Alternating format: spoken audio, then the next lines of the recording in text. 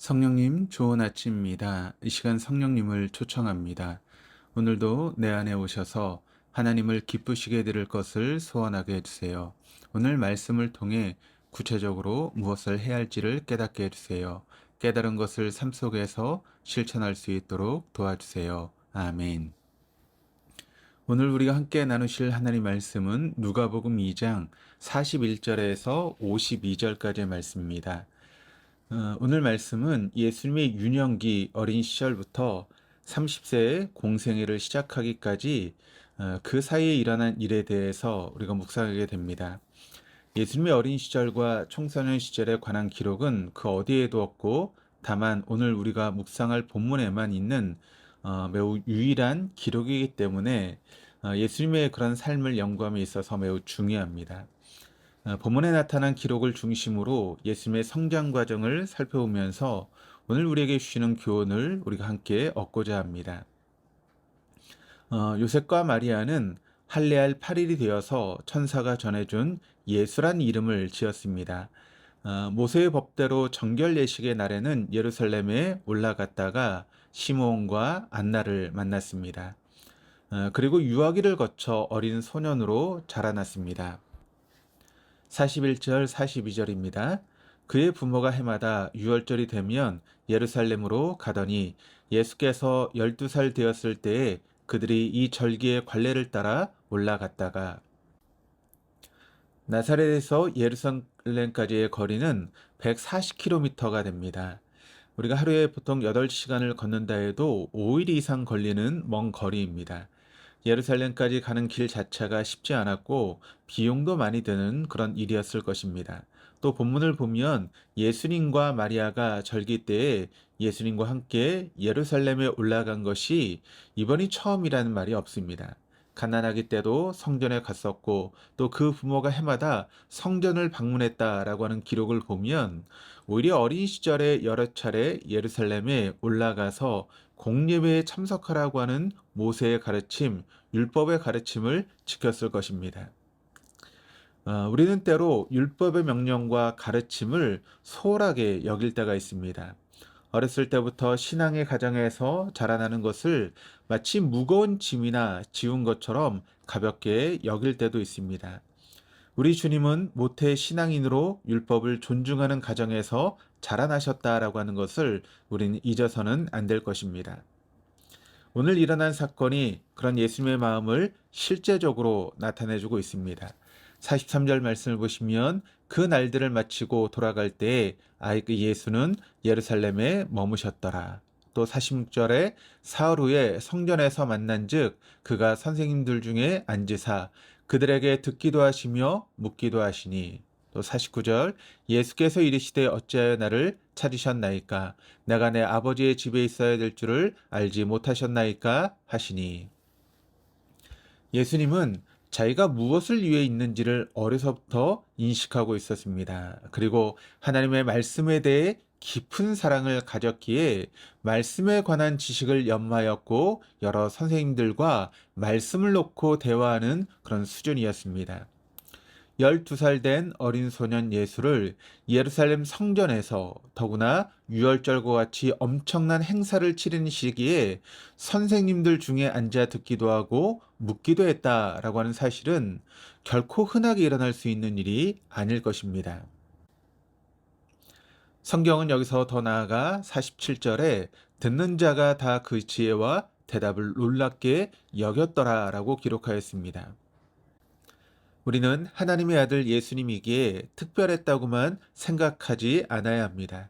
인성을 가진 예수님은 목수의 아들로 자라났고 그 당시 사회의 관습대로 아버지의 직업을 이어받고 돕는 일들을 했을 것입니다.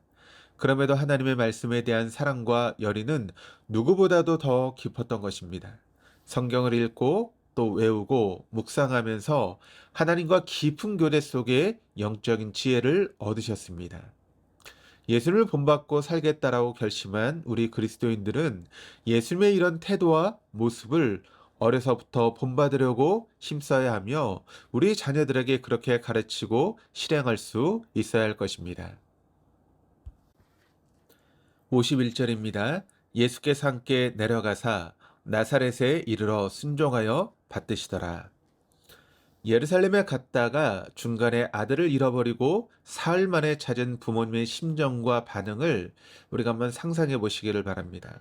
얼마나 걱정이 되었겠습니까? 반갑기도 하고 또 속상하기도 하여서 마리아는 이렇게 말했습니다. 48절입니다.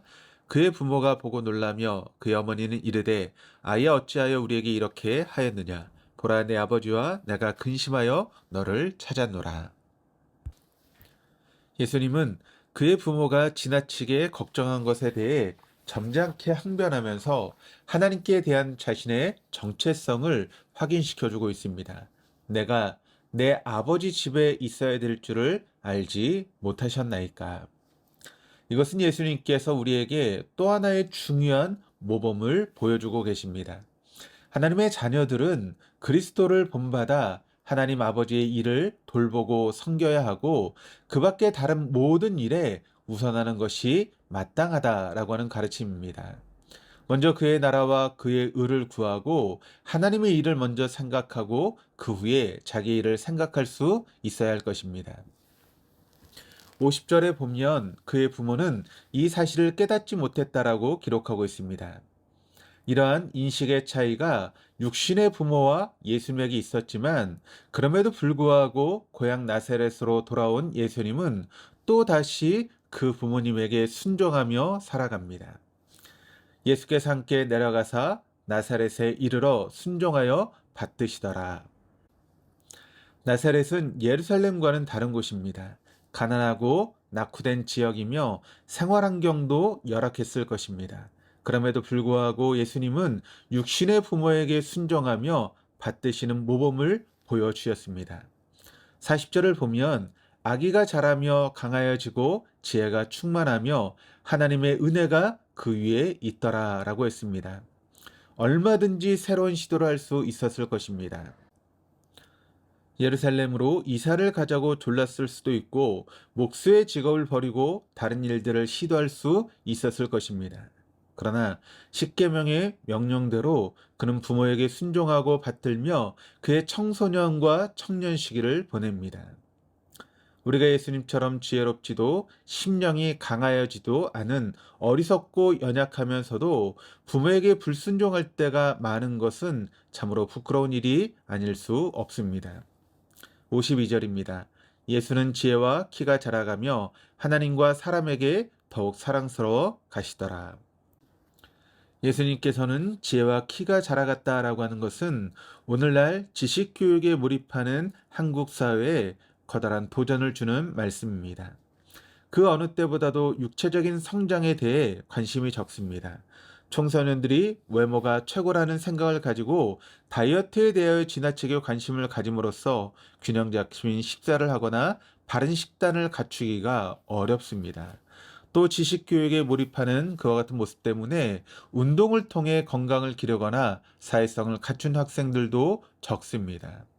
더구나 지식이 아닌 지혜는 학교나 교과서에서보다는 생활 속에서 그리고 인간관계에서 경험을 통해 배울 수 있고 또 하나님을 경외하는 바른 신앙인에서 길러지게 됩니다.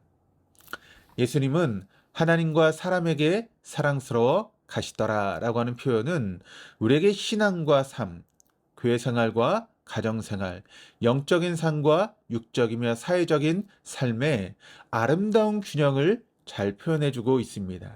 그리고 계속해서 꾸준하게 성장해 갔던 것입니다. 하나님의 아들이 육신을 입고 이 땅에 오셔서 겸손하게 낮아지시고 열악한 환경 속에서도 유아기를 거쳐서 소년기, 청소년기, 청년기를 지내며 메시아의 사명을 다하시기까지 진정한 참 인간, 참 하나님의 완벽한 균형을 이루어 가셨던 것입니다.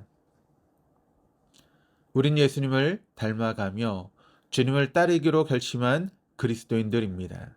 주님의 어린 시절을 묵상하면서 나 자신이 주님의 삶을 본받고 실천할 수 있도록 힘써야 할 것입니다. 기도하시겠습니다. 하나님 아버지, 예수님의 어린 시절을 우리가 묵상하며 저 자신과 비교해 봅니다. 말씀에 대한 열의가 부족합니다. 주님의 성전에 대한 사랑도 크지 않습니다. 부모님께 제대로 순종하고 받들지도 못했습니다.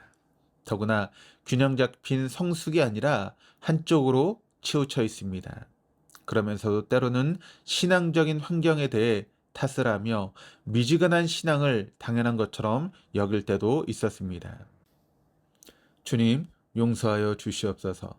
육신을 입고 이 땅에 오셔서 철저하게 낮아지시고 겸손하게 이 땅의 모든 수고를 겪으시며 자신을 가꾸고 그리스도의 공생애를 준비하셨던 것처럼 저희도 주님을 본받아 철저하게 겸허하게 배우게 하시고 연마하게 하셔서 주님의 뒤를 따르게 하여 주옵소서.